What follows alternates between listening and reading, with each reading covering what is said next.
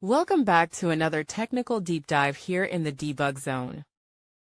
Today we're tackling a big question and breaking it down with insights from other users. Hopefully this clears up some misconceptions and helps you get the answer you need.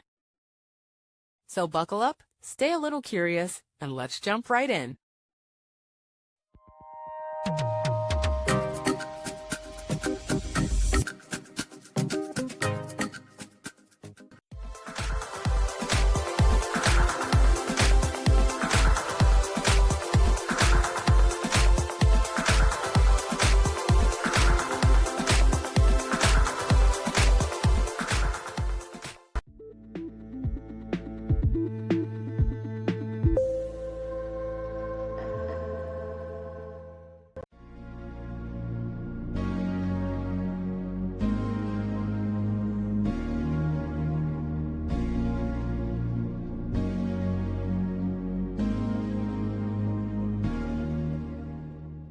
And that's a wrap.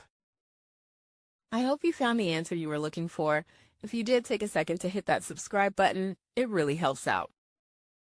And let me know in the comments which solution worked best for you. See you next time in the debug zone.